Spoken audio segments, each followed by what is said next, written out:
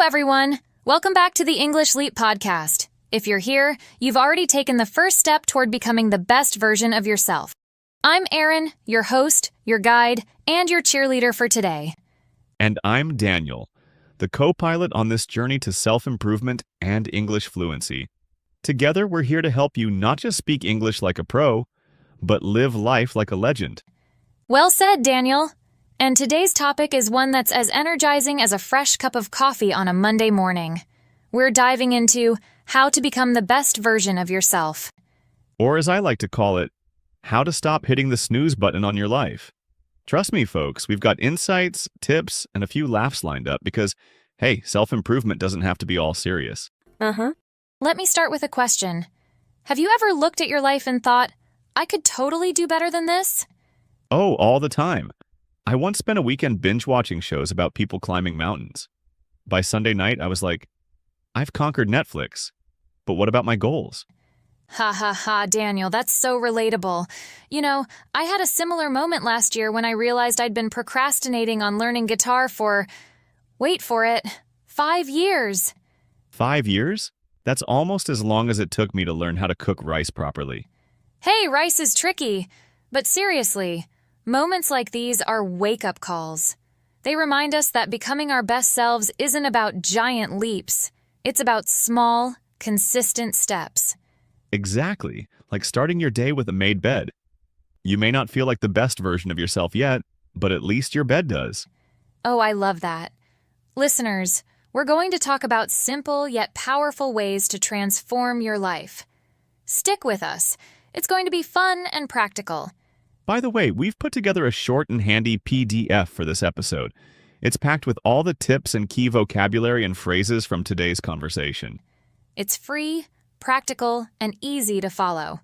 Just click the link in the description to grab your copy. You'll love it. All right, Daniel, let's dive in. We've touched on those wake-up call moments, but let's talk about what it really takes to become your best self. For me, it starts with self-care. Oh, absolutely. Self-care is foundational. You can't pour from an empty cup, yet somehow we all act like we're bottomless teapots. Haha, so true. I used to think self-care was just about pampering, like spa days or fancy skincare. But it's really about meeting your actual needs, getting enough sleep, moving your body, and staying hydrated. Exactly. I was terrible at this for years. I'd skip meals, stay up late working, and wonder why I felt awful. Now I prioritize small things like going for a walk after lunch. It's a total game changer. It really is. And it's not just physical. It's about mental and emotional care, too. Taking time to journal or even disconnect from social media can do wonders for your peace of mind. Speaking of peace of mind, that ties right into having a growth mindset. Oh, 100%. When you stop seeing challenges as obstacles and start viewing them as opportunities, everything changes. For sure. I used to be terrified of failure, thinking, what if I mess up and everyone notices? But then I realized failing is part of growing. If you're not failing, you're probably not trying hard enough. Exactly. I remember when I first started public speaking, I was so nervous, my hands would shake. But the more I practiced, the better I got. Now, it's one of my favorite things to do. That's inspiring, Erin. And honestly, I think consistency is key here. Growth doesn't happen overnight. It comes from showing up day after day, even when it's tough. So true. I always say, motivation gets you started, but discipline keeps you going. It's those small, consistent actions that lead to big changes. Exactly. Take my workout routine, for example. It's not about crushing it every single day. It's about showing up, even if all I do is stretch. And having the right environment makes showing up so much easier. Surrounding yourself with positivity can make a huge difference. Oh, absolutely. I had this friend who was constantly negative. Spending time with them left me drained, and eventually I had to step back. It wasn't easy, but it was necessary. That's a tough call, but I get it. Positivity and negativity are contagious. Surrounding yourself with people who lift you up, it's like fuel for your growth. Totally. And it's not just people, it's what you consume too. I replaced doom scrolling with uplifting videos and books, and the impact on my mindset has been huge. I love that. And speaking of growing, don't you think continuous learning is another big part of becoming your best self? Absolutely. You don't have to go back to school.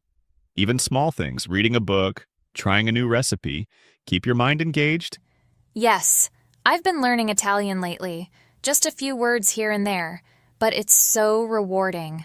Plus, it's a great conversation starter. Ha ha ha, I bet.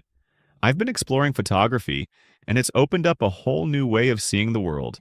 That's amazing. And you know what ties all of this together? Gratitude. Oh, for sure. Gratitude shifts your focus from what you don't have to what you do. Exactly.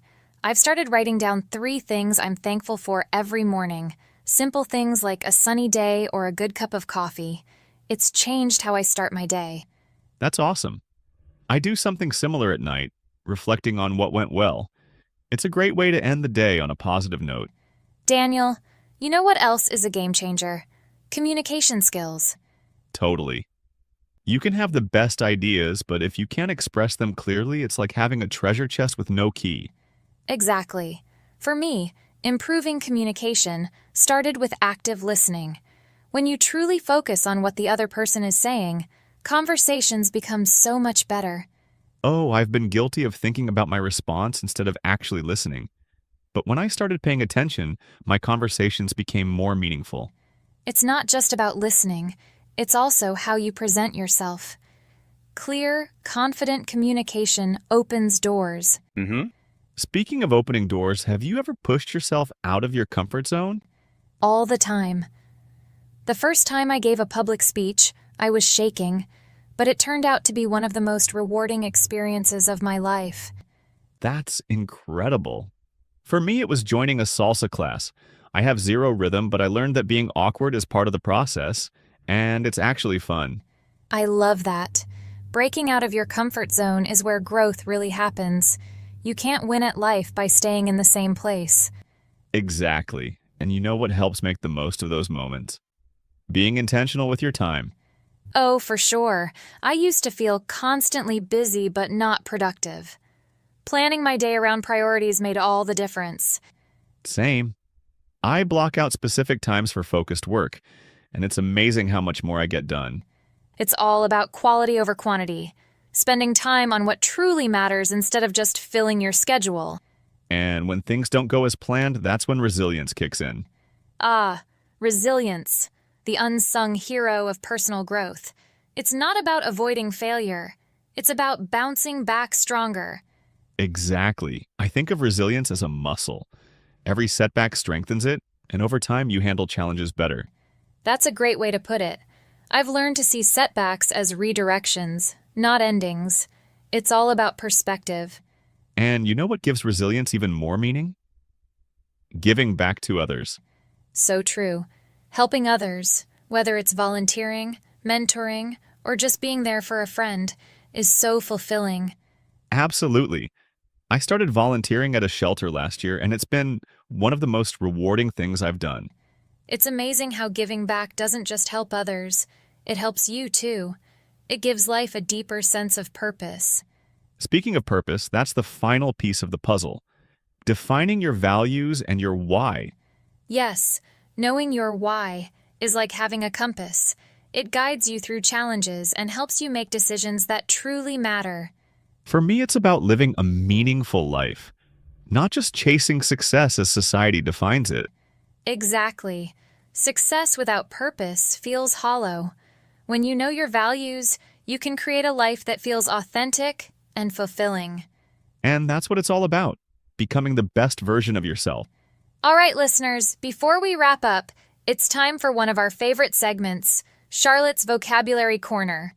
That's right. Charlotte is here to break down some of the key words and phrases from today's conversation to help you understand them better and use them confidently. Take it away, Charlotte. Thank you, Erin and Daniel.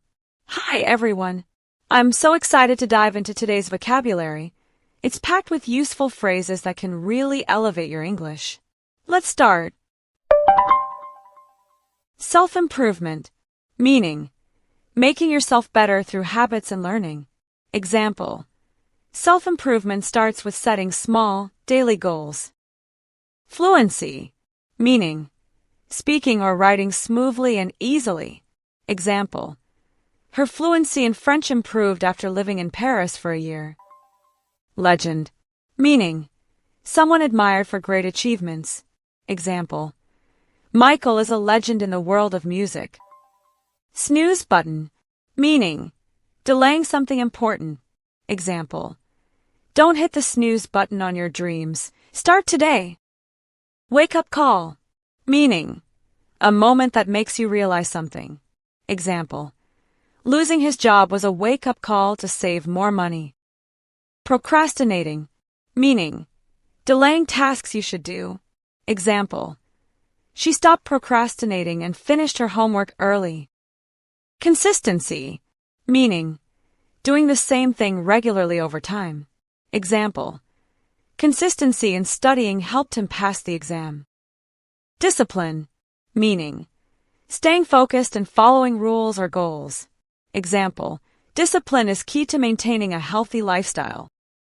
Growth mindset, meaning believing you can improve with effort. Example: with a growth mindset, she turned her mistakes into lessons.